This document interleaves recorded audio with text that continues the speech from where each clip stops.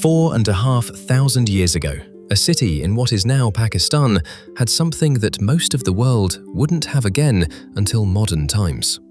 Covered drains running beneath its streets, private bathrooms in ordinary homes, and a citywide system for carrying away waste. This was not Rome. This was not London. It was a city called Mohenjo-daro, built by a people we still struggle to name, who vanished so completely that the entire civilization was forgotten for nearly 4,000 years. They were one of the three great early civilizations of the ancient world, alongside Egypt and Mesopotamia. In fact, theirs was the largest of the three, spread across an area bigger than either. They built carefully planned cities, traded across hundreds of miles, used standardized weights, and developed a writing system. And yet, we cannot read a single word they wrote. We don't know what they called themselves, who their kings were, or even whether they had kings at all. For a civilization this advanced, the silence is extraordinary. This is the story of the Indus Valley Civilization, also known as the Harappans, the most mysterious of the world's first great societies. Their world grew up along the Indus River and its tributaries, in what is today Pakistan and northwestern India. Like Egypt with the Nile and the Sumerians with the Tigris and Euphrates, the Harappans depended on a river. The Indus flooded each year and left behind fertile soil, allowing farmers to grow wheat, barley, peas, and cotton.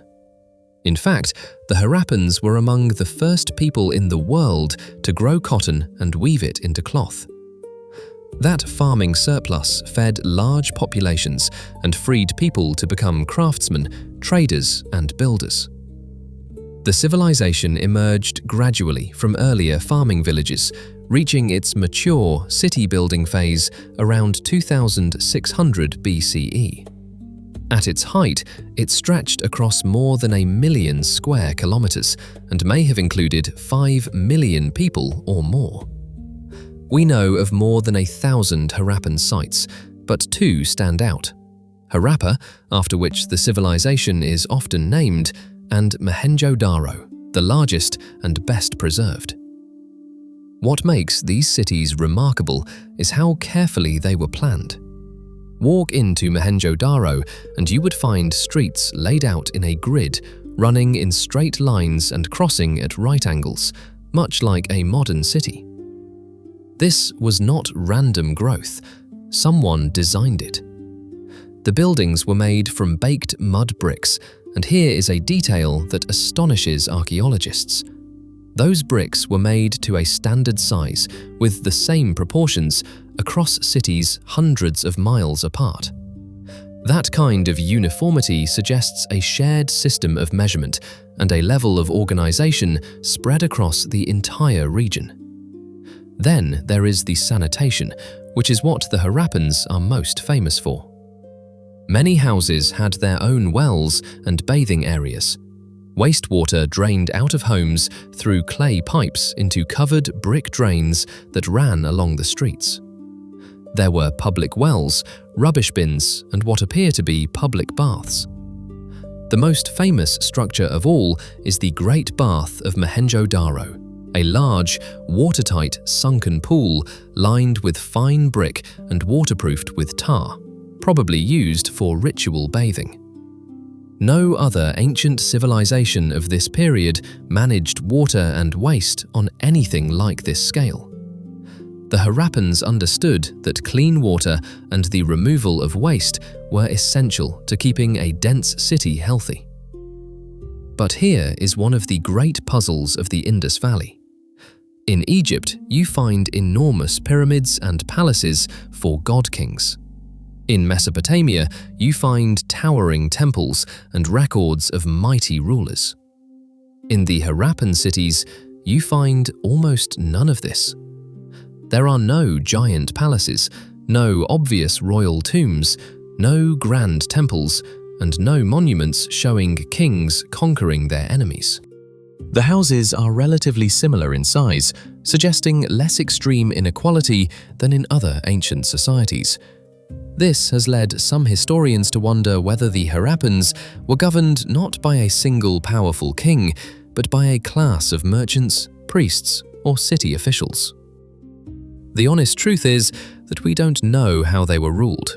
Their political system remains one of the great unanswered questions. The Harappans were skilled traders and craftsmen. They made fine jewelry from gold, copper, and a blue stone called lapis lazuli, along with beautiful beads of carnelian. They created small carved stone seals, often showing animals like bulls, elephants, and a mysterious unicorn-like creature. These seals were probably used to mark goods and property. We know the Harappans traded over long distances because their goods have turned up in the cities of Mesopotamia, hundreds of miles to the west, and Mesopotamian records mention trade with a distant land that many scholars believe was the Indus region. They used a standardized set of stone weights, which means they had organized markets and a shared sense of fair measurement across their world. And yet, for all their sophistication, the Harappans left us a wall we cannot climb.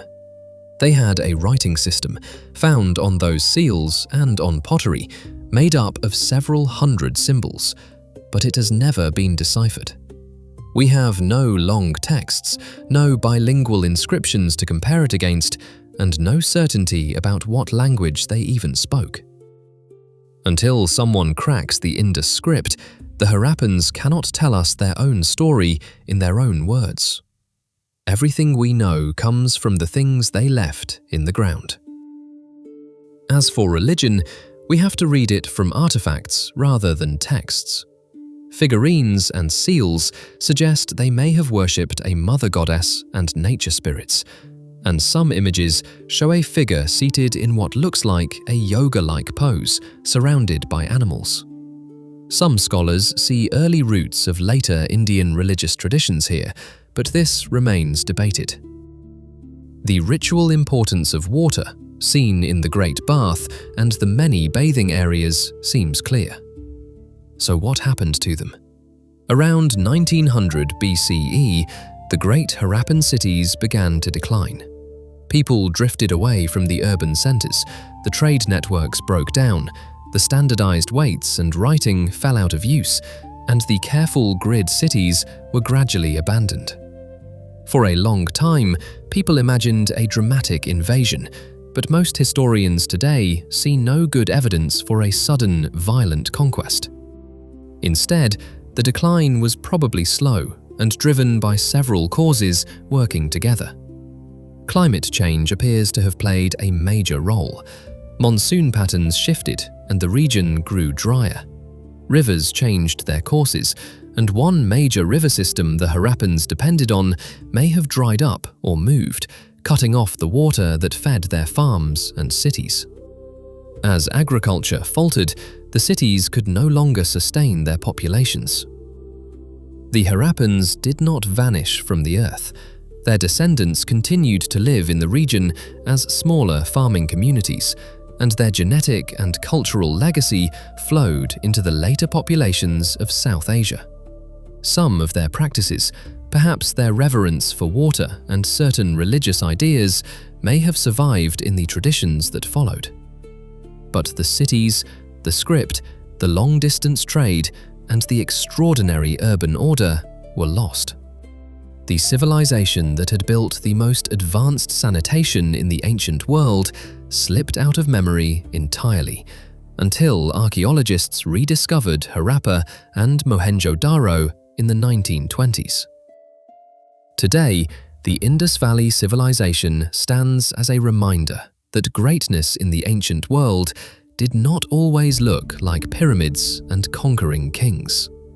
Sometimes it looked like a clean street, a covered drain, and a well-built brick house, repeated across 1,000 cities by a people who understood that the foundations of a good life are often the ones we cannot see.